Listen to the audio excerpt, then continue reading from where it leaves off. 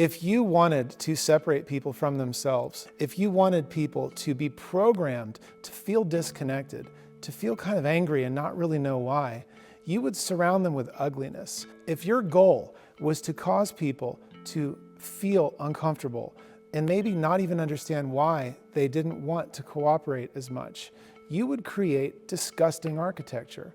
That's what postmodern architecture is. That's what brutalism is.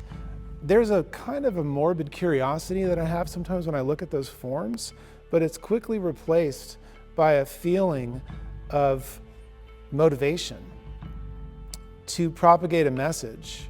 There's a far older tradition here that we cannot lose of divine beauty brought into physical form that we can walk through and literally bathe in. What do you want to look at? Do you want to look at things? Do you want to listen to things? Do you want to smell, taste, eat? Do you want to immerse yourself in things through osmosis that disconnect you from the world around you, that make you feel alone, that make you feel like there's nothing there? Or do you want to connect with something that makes you into a better version of yourself, that challenges you to elevate?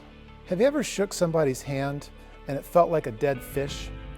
Or like my uncle, who's a National Guard commander in Alabama, you shake his hand and it feels like you're getting hit with a brick wall.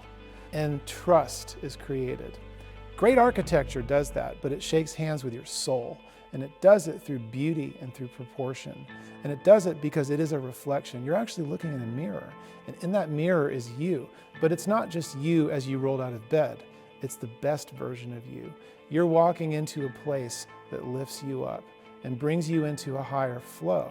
And in that flow, you can start to breathe and see through the space that there's messages for you to receive. Well, who sent those messages? There's something bigger going on. There's a divine harmony in beautiful architecture.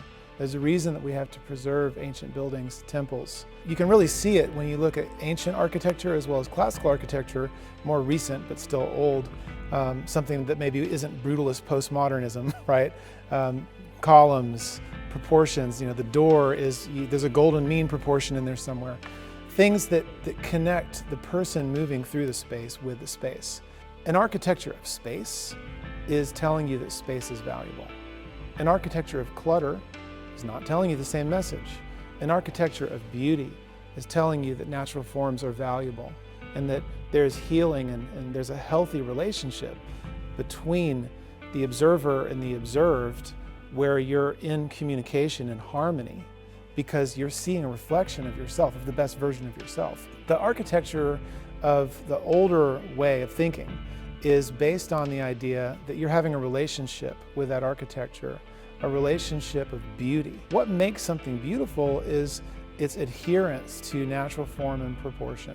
If you follow the rules of geometric construction, then you're limiting yourself to a small set of ingredients. And those ingredients are the things that keep coming back over and over and over and over again. We are connected to the space that we are in.